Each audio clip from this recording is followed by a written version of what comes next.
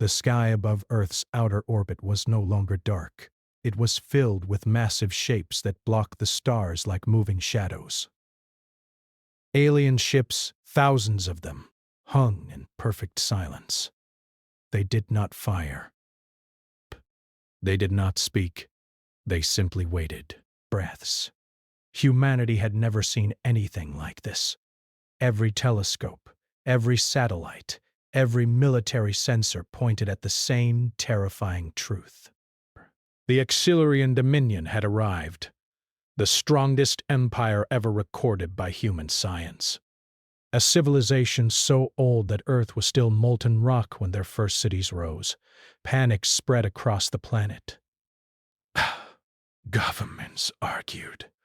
Fleets prepared for a war everyone knew they could not win. Messages were sent into space, desperate and polite, offering peace, trade, even surrender. Only one response came. A single location, a single meeting. Dest, one human representative. Commander Elias Rook stood aboard a small diplomatic vessel as it moved toward the largest alien ship ever built.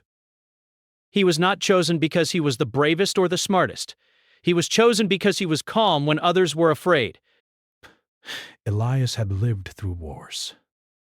He had lost people. Now fear no longer ruled him the way it ruled others. Still, as the alien ship grew larger in the viewing window, even he felt small. The ship was alive, not in a strange way, clearly alive. Breath. Its surface shifted slowly, like breathing metal. Lights moved across it, like veins. No weapons were visible, which somehow made it worse. The human crew stayed behind. Only Elias went forward in a small shuttle. That was the condition. As the shuttle entered the alien vessel, gravity changed smoothly, perfectly adjusted to human comfort. The air inside was already breathable, warm, clean. They know us, Elias muttered quietly. A silent corridor opened ahead of him, glowing with soft blue light. No guards, no threats. Grasp. Just a clear path forward. He walked. The hall opened into a vast chamber. Grotesque as the ceiling was so high he could not see the top. Alien figures lined the sides, tall, elegant beings with glowing eyes and skin that looked like crystal and flesh mixed together. Their attention pressed on him like weight. At the far end sat the queen. She was larger than the others, seated on a living throne that slowly moved beneath her. Her eyes held stars inside them. Her presence made the room feel smaller, tighter, as if reality itself was listening to her. Every human watching from Earth held their breath. Rest. Elias did not kneel. He stopped several steps away and stood straight. Brett. His hands were relaxed at his sides. His face showed respect, but not fear. Braish. A quiet ripple moved through the chamber. Some aliens shifted. Others stiffened. The queen studied him for a long moment. Desk. You are human. Her voice echoed directly inside his mind. It was calm, deep, and ancient. I am, Elias answered aloud. Commander Elias Rook. I come on behalf of Earth. You do not kneel, she said. No, Elias replied simply. I was taught to stand when speaking honestly. The silence stretched. Best. Elias felt something heavy pass over him. Not anger, not threat, but judgment, as if his entire life was being read in a single instant. Finally, the queen spoke again. Your species is weak. Elias nodded once. Compared to yours, yes. You fight among yourselves. You fear death. You fear loss. But we still try. That answer caused another ripple among the aliens. The Queen leaned forward slightly. The pressure in the room increased. Elias felt it in his bones. You expect extinction, she said. Elias met her gaze. I expect today to matter. The Queen's eyes narrowed, not in anger, but curiosity. Then something changed. Breath. The massive doors behind the throne opened silently. A smaller figure stepped forward. A child. She was clearly alien, but different from the others. Her movements were unsure, hesitant. Energy flickered around her, bending the light, warping the air. The room seemed to react to her presence. The aliens along the walls tensed. Some stepped back. Elias felt it too. Power. Raw and uncontrolled.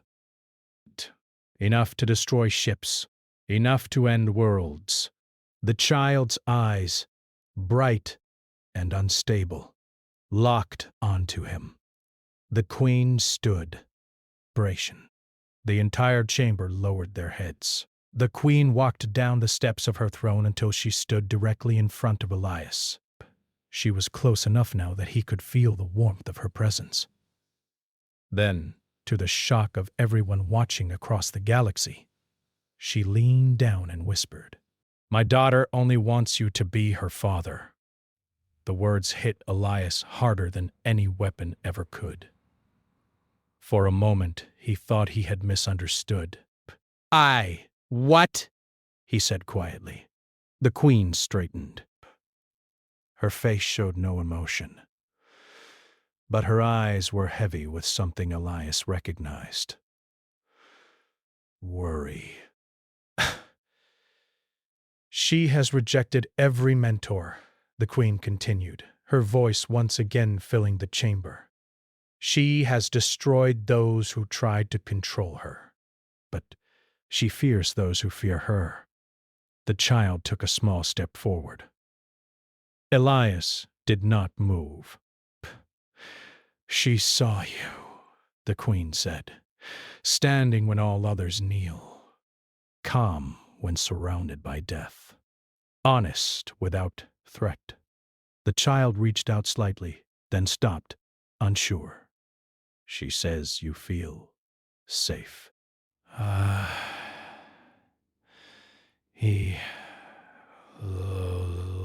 Elias swallowed. I am not anyone special, he said. I'm just human. That, the Queen replied, is why you are dangerous. A murmur spread through the chamber. Elias looked at the child again. Up close, she looked less like a weapon and more like what she truly was, young, overwhelmed, and alone in a universe that feared her. I don't understand, Elias said carefully. Breath. Why me? The Queen's voice softened. Because humans bond without command. Because you protect weakness instead of exploiting it. Because when you love, you do not calculate the cost. The Queen stepped aside, giving the child space. The child looked up at Elias. Her voice entered his mind, not words, but feelings. Fear, confusion, breath, hope. Elias felt his chest tighten, raise. Slowly, carefully, he knelt, not in submission, but to be at her level. Hello, he said gently. I'm Elias. The energy around the child steadied slightly. The Queen watched closely. I don't know if I can be what you want, Elias continued, but I promise this. I won't hurt you. breath, and I won't leave you alone. The child took another step forward. The chamber seemed to breathe. The queen closed her eyes for a brief moment. Humanity did not know it yet, but history had just changed. Not through war, not through power, but through a simple human promise made in a room full of stars. And the galaxy would never be the same again. The silence after Elias spoke felt heavy, as if the air itself was waiting for something to break. The alien child stood very still. The strange energy around her no longer flashed wildly, but it had not disappeared. It moved like slow waves, reacting to her breathing, her thoughts.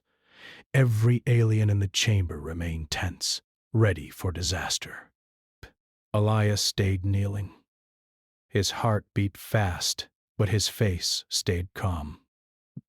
He had learned long ago that children sensed fear faster than adults. And whatever this child was, she was still a child. The queen watched closely. Her empire had survived countless wars, but nothing frightened her more than her own daughter's power. It was not just strength. It was instability. One moment of panic could tear cities apart. The child took another small step toward Elias. The floor beneath her feet cracked slightly, not from weight, but from energy pressing outward. A few guards shifted, hands moving toward weapons that looked grown rather than built. The queen raised one finger. They froze. The child looked up at Elias again. Her eyes were large, glowing softly, filled with questions she did not yet have words for. The feelings she sent into his mind were clearer now. Loneliness, noise, too many thoughts. Break. Too many voices telling her what she was supposed to be. Elias felt his throat tighten. It's loud, isn't it? He said quietly. The child blinked. The energy around her softened just a little more. Elias did not reach out, but he knew better than to rush. Instead, he rested his hands on his knees and stayed where he was, steady and unmoving. When I was young, he said, choosing his words carefully, everything felt loud to me too. Not like this, maybe, but loud in here. He tapped his chest once. People expected things. Strong things. Brave things. It made me tired. The child tilted her head slightly. The queen's eyes narrowed. No one had ever spoken to the air like this before. No one had ever spoken to her at all. Only about her. She understands more than you think, The queen said into Elias's mind. I believe that, Elias replied silently. The child took one more step. The energy did not spike.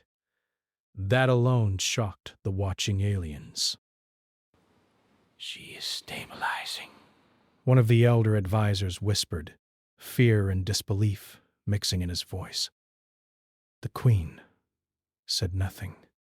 The child finally stopped in front of Elias.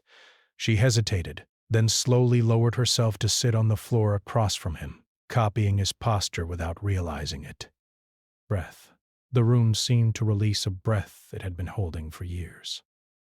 Elias smiled gently. Thank you for trusting me, he said. The child did not speak, but a soft warmth spread through Elias's mind. Not words. Approval, perhaps. That was when alarms screamed through the chamber. Not loud sounds, but sharp flashes of light and sudden movement. The alien guards snapped into motion. The advisors shouted warnings in their own language. The queen turned sharply. What is happening? Elias asked, standing quickly but staying close to the child. A disturbance, the queen said coldly. internal. That was worse than an external attack. A massive screen of living light formed above the chamber floor. It showed corridors deep within the ship. Corridors now filled with fire, broken walls, and dead guards. An assassination attempt, one advisor hissed. They are targeting the air. The child flinched. The energy around her surged violently. Elias moved without thinking. He stepped in front of her, placing his body between her and the screen. "Hey," he said firmly but gently. "Look at me." The energy trembled. The Queen noticed. "Seal this chamber," she commanded. The doors slammed shut, but the damage was already done. The child had seen the fear. Felt it, and fear fed her power. Elias turned slightly, lowering himself again to her level. "It's okay," he said. "You're safe. I won't let anything happen to you." He did not know if that was true, but he meant it. The child's breathing slowed. The energy steadied, though it still pulsed like a storm being held back by fragile walls. The Queen watched Elias carefully. She could see it now. The effect he had on her daughter was not coincidence. Who would dare this? She demanded. "A coalition of internal houses," an advisor replied. They fear the humans' influence. They believe the air is becoming compromised. Elias looked up sharply. "Compromised how? Less controllable," the advisor said. The Queen's eyes burned. She said quietly. The floor rippled beneath their feet. "They are moving fast," the advisor said. They know they cannot win openly. The Queen turned to Elias. "You will come with us," she said. "Both of you." Elias nodded. "Where? Somewhere even my enemies do not expect," the Queen replied. The walls of the chamber shifted, opening a hidden passage. Guards surrounded them, forming a protective ring. The child stayed close to Elias, her energy brushing against him like nervous static. As they moved through the corridors, Elias noticed something strange. The child stayed calm as long as she could see him. When guards moved too close, the energy flickered dangerously. When they backed away, it settled again. "She's responding to you," the Queen said quietly. "She's responding to safety," Elias answered. The Queen studied him for a moment. "You are risking your species," she said. "Many will see this as manipulation." "Maybe," Elias said, "but I won't risk a child." They reached a small transport vessel hidden deep inside the ship. It was old, unmarked, clearly not meant for royal use. The Queen stopped. "This is as far as I go," she said. Elias frowned. "You're not coming?" "If I leave," she said, "the Empire burns. My presence here holds it together." The child's fear spiked again. Elias crouched beside her. "I'll stay with you," he promised. "No matter where we go!" The Queen looked down at her daughter. Her voice softened in a way few had ever heard. "Listen to him," she said gently. "He is not bound by our laws. That makes him strong." The child reached out slowly and touched Elias's sleeve. The energy settled completely. The Queen straightened. "Protect her," she said. It was not a request. It was a command spoken like a prayer. "I will," Elias said. The transport doors closed. As the vessel launched into the unknown, alarms echoed behind them. The Dominion trembled on the edge of civil war. Elias sat across from the child in the small cabin. The space was quiet, dim, safe. The child looked at him, emotions flowing softly now, not fear. Hope. Elias leaned back, letting out a slow breath. He had not planned this. He had not trained for this. But humanity had survived by adapting, by caring, by standing when it mattered. And now, somewhere between the stars, a human commander became something far more dangerous to the galaxy than any weapon. He became someone a child trusted. And that would change everything. The small transport vessel moved silently through deep space, far from the glowing lines of the Dominion fleets. No markings, breath, no signals. It was designed to disappear, not to fight. Inside, the air was calm, but the feeling was not. Elias sat across from the child, keeping his movements slow and clear. The soft lights of the cabin reflected off the smooth walls. Outside, stars passed like distant memories. The child sat curled slightly, her long fingers resting in her lap. The strange energy around her was quieter now, like a sleeping storm. Desk, it reacted gently to her emotions, no longer sharp or wild. Elias watched her carefully, not staring, just present. For a long time, neither of them spoke. Finally, Elias broke the silence. "Do you have a name?" he asked softly.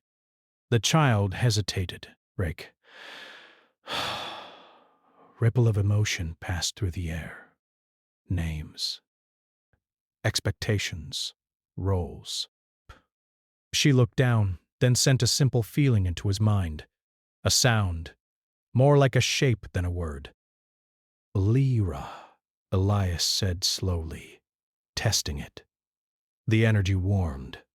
"I like that," he said. "It fits you." Lyra looked up at him.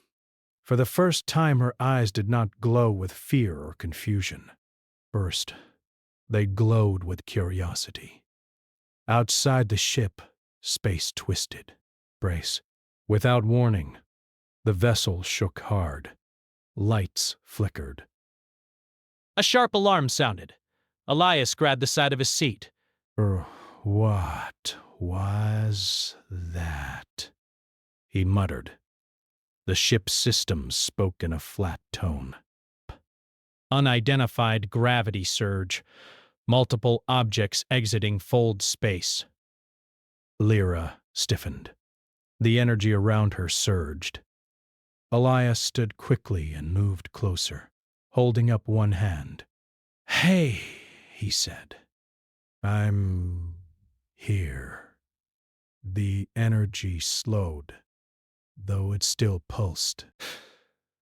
A screen lit up, showing dark shapes forming behind them. Sleek ships. Not Dominion design.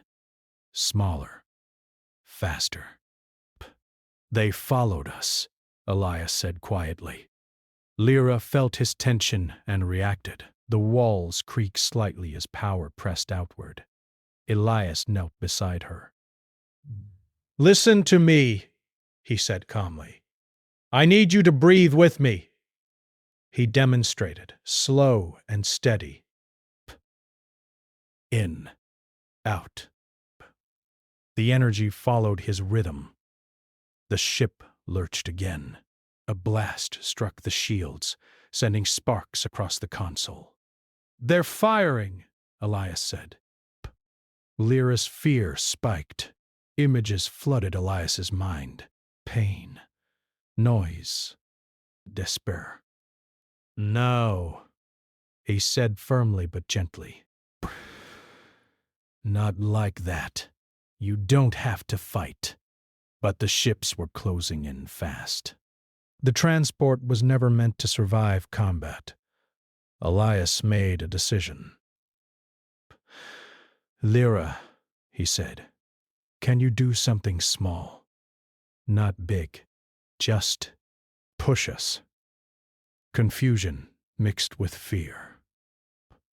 Just a little, he said, like moving water.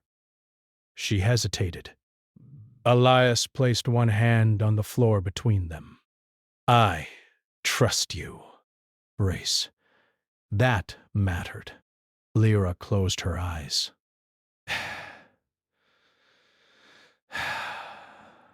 The air hummed. Space itself seemed to bend. The transport jumped sideways, not through fold space, not a clean escape, but a violent shift that threw the pursuing ships off balance. One crashed into another. Energy weapons fired wildly into empty space. The transport spun out of control. Elias was thrown hard against the wall.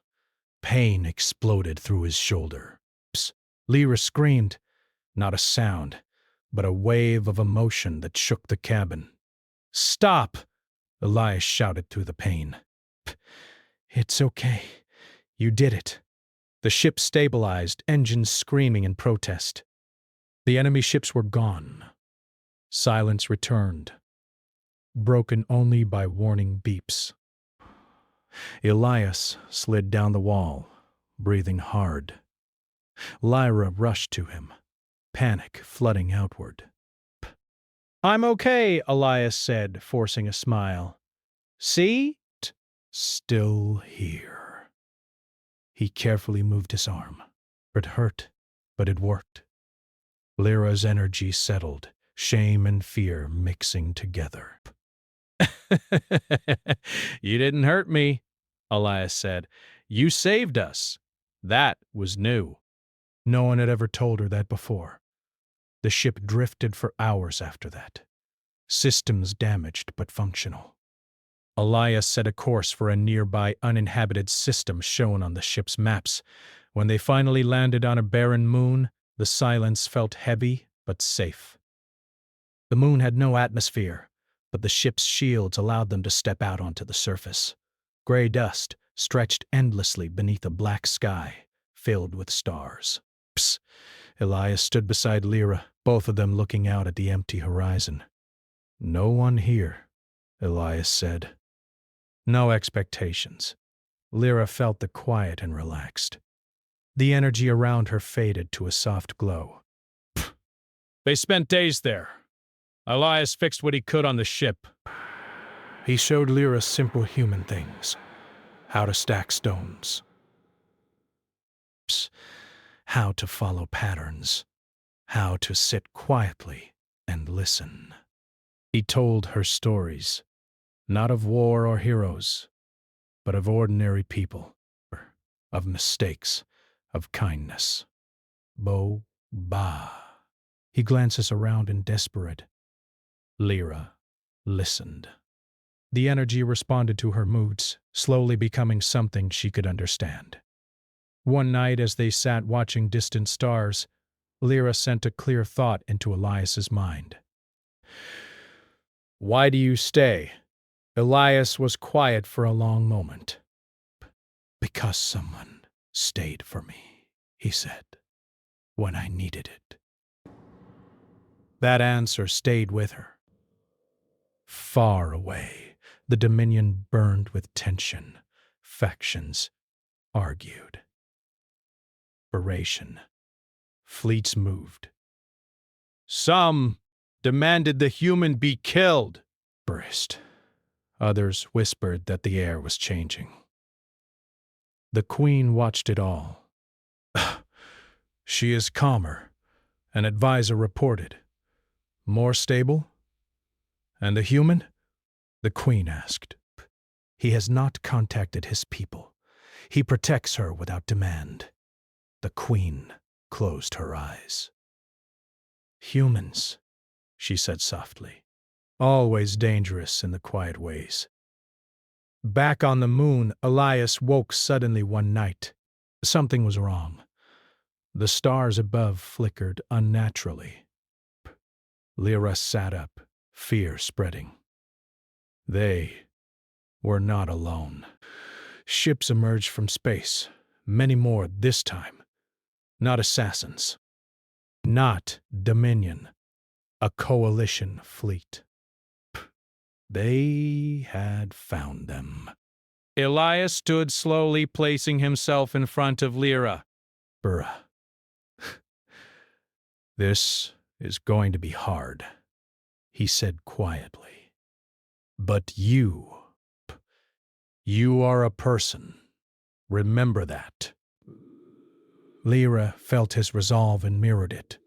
As the ships descended, Elias realized something important. They had come for power, but humanity had brought something far more dangerous to the galaxy. A choice, and Lyra was learning how to make it. The ground beneath Elias's feet felt cold as the moon's surface trembled softly. Above them, the sky was no longer empty. Desperate covered the stars like dark scars blocking the light. They moved into position slowly, carefully, as if afraid of what might happen if they rushed. Lyra stood behind Elias, close enough that he could feel the quiet hum of her energy brushing against him. It was not wild anymore. It was tight. Controlled. Afraid. Elias raised his hands slowly, palms open even though no one could see him clearly from orbit. "They're not here to talk," he said softly. Lyra felt his tension and sent a small question into his mind. "Will they hurt you?" Elias did not lie. "They might try." Her energy pulsed sharply, reacting to the thought. "But," he added quickly, turning slightly to look at her, "that doesn't mean they get to decide who you are." That mattered. A beam of light descended from the largest ship, forming a solid column down to the surface not far from them. Shapes moved inside it. Armored figures stepped out, weapons ready but not raised. Aliens of many species stood together. Old enemies, old rivals. United by fear, a tall figure moved to the front. Its voice echoed through the air, amplified by technology. "Heir of the Dominion," it called. You are requested to surrender yourself. The human will be spared if he cooperates." Lyra froze. Elias stepped forward before she could react. "No," he said firmly, his voice small against the sky but steady. "She doesn't belong to you." A ripple passed through the group. "You are a human," the figure replied. "This does not concern you."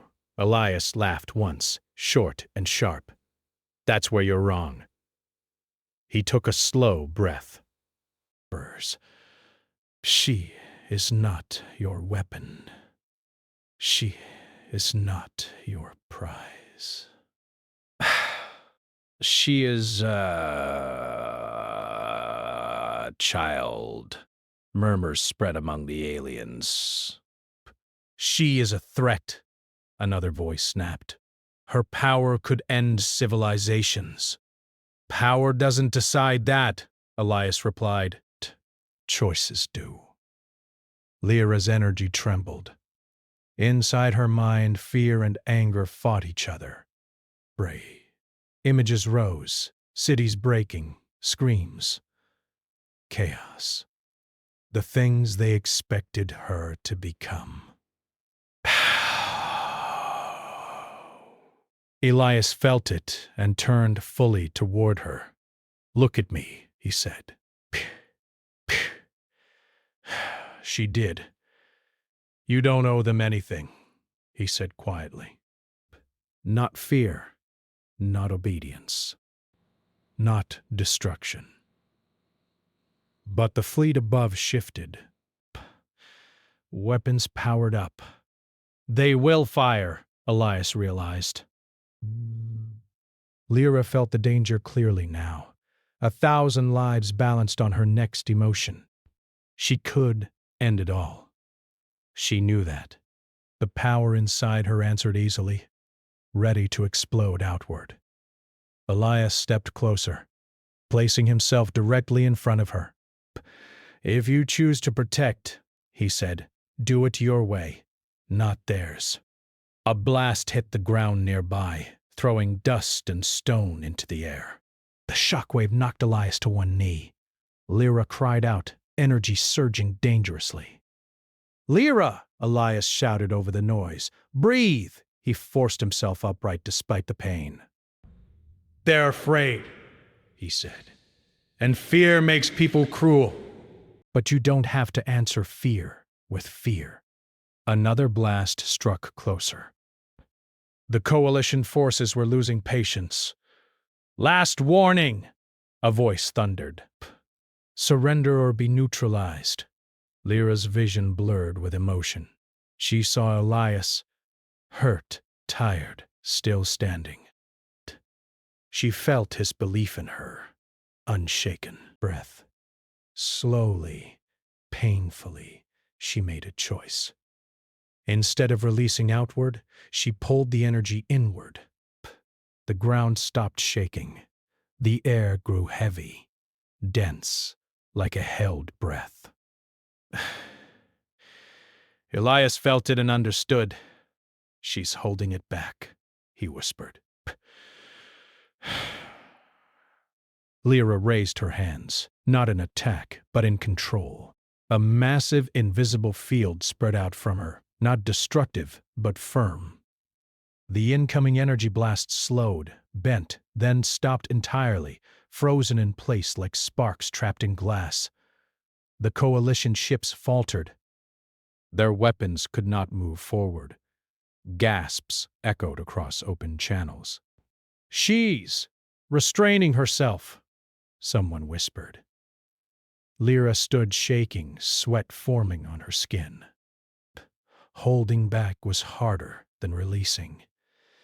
Every part of her screamed to let go. Elias moved to her side, steadying her. "You're doing it," he said softly. "You're choosing." The field held. Minutes passed like hours. Finally, one of the alien leaders spoke again, their voice no longer commanding. This was not expected. "No!" Elias replied. It wasn't.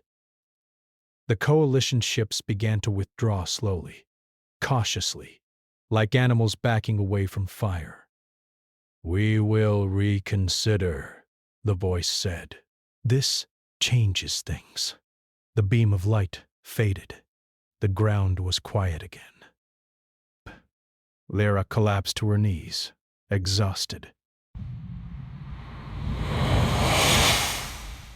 Elias caught her before she fell completely. "Psst.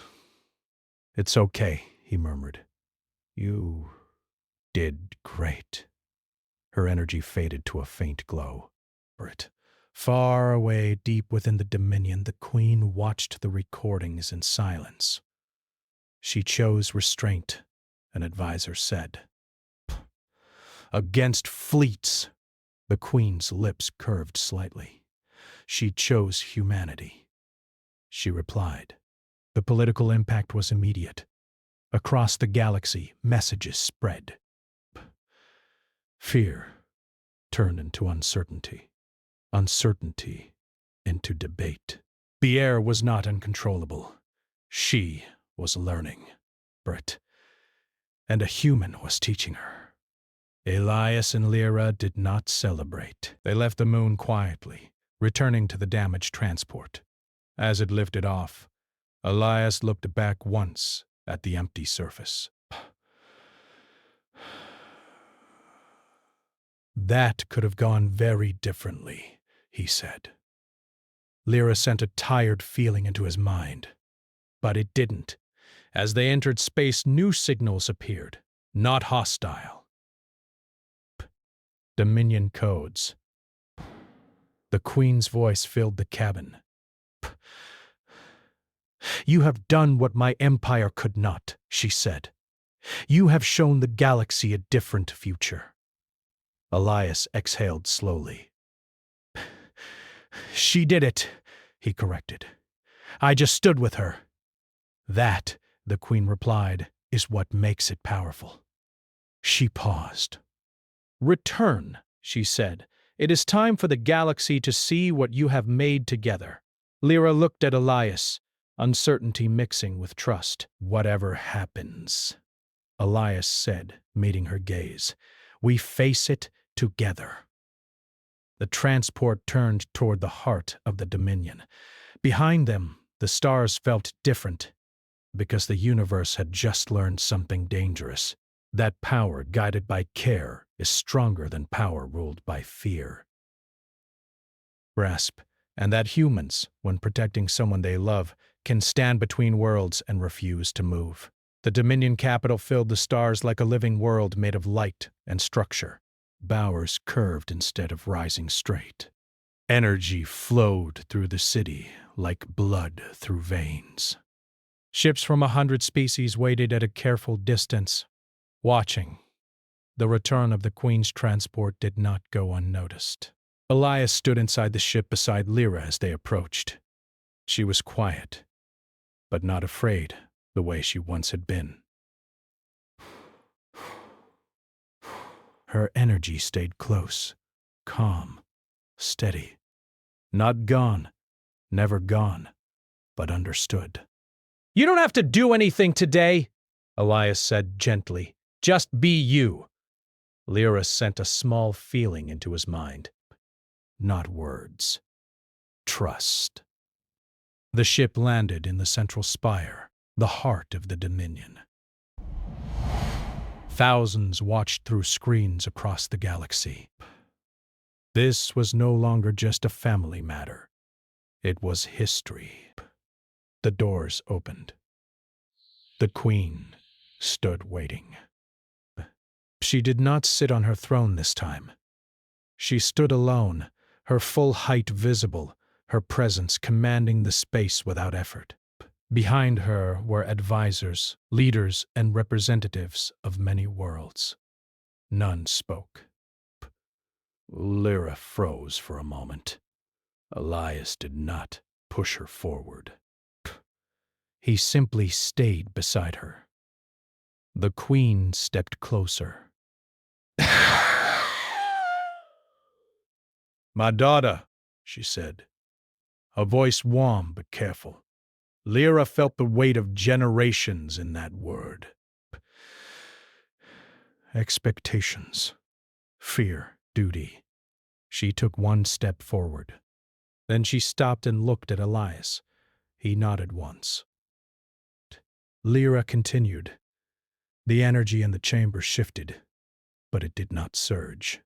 It did not break. It stayed contained, respectful, powerful in its calm. The Queen's eyes softened. You have changed, she said. But Lyra sent a clear feeling outward this time, not just to Elias but to everyone present. I learned. Bration. The advisors stirred. Shock moved through the crowd like wind. She speaks, one whispered. Clearly, the Queen raised her hand for silence. She has always spoken, the Queen said. We simply never listened. She turned to Elias. You were asked to protect, she said. You have done more. You have taught. Elias shook his head slightly. Breaths. She taught herself. I just stayed. That, the Queen replied, is rare. A representative from the coalition stepped forward, visibly uneasy. This changes nothing, they said. The air is still a threat. Lyra turned her gaze toward them. The air grew heavy, not threatening, but undeniable. Elias spoke before fear could take root. She could destroy you, he said simply. But she won't. That's the point. The representative hesitated. Why should we trust that? They demanded. Batalia's answered without hesitation. Because she was taught she has a choice. The queen lifted her voice, and the entire chamber listened. Bruce. For ages, we shaped rulers through fear, she said. Through control, through force. And what did it bring us? Endless war, protection. She gestured to Lyra. My daughter holds more power than any ruler before her. Breath. And yet she chose restraint when faced with annihilation. The queen looked directly at the assembly. That is not weakness. Silence followed. Not empty silence, but thoughtful silence. The queen turned fully to Elias. Human, she said. What do you ask in return? Elias blinked. I know, the queen interrupted. That is why I ask. Elias looked at Lyra. Breath. She watched him closely, waiting. He took a slow breath. Let her grow, he said. Not as a symbol. Not as a weapon. As a person. The queen nodded slowly. It will be done. Gasps spread across the chamber. The queen raised her voice again. By my decree, Elias Rook of Earth is named Guardian Father of the Air. Not above her, not below her, beside her. The galaxy reacted instantly. Threat, shock, outrage, fear, hope, ration. A human, a guardian, family. Lyra felt the title settle into place. Not like a chain, like an anchor. She stepped closer to Elias and took his hand. The energy around her glowed softly, steady and bright. Breath. The queen smiled, truly smiled. In the days that followed, everything changed. Humanity was no longer seen as weak, rapace, nor as conquerors. They were something far more confusing to the galaxy. They were the species that stayed. Elias remained in the Dominion, not as a ruler, not as a general, but as a presence. He taught Lyra human stories, not of victory, but of mistakes and growth. Lyra learned control not through suppression, but through understanding. She learned that power did not demand action. It demanded responsibility. Other species began to send observers, then students. They wanted to understand what humanity had done differently. The answer frustrated them. There was no secret technique, no technology. Just care. Breaths. One evening, Elias and Lyra stood on a high platform overlooking the city. Lights shimmered below like stars brought down to the ground. Are you scared? Elias asked. Lyra considered the feeling. Breaths. Yes. And no. That's okay, Elias said. Being scared means you care about what happens next. Lyra sent something warm back to him.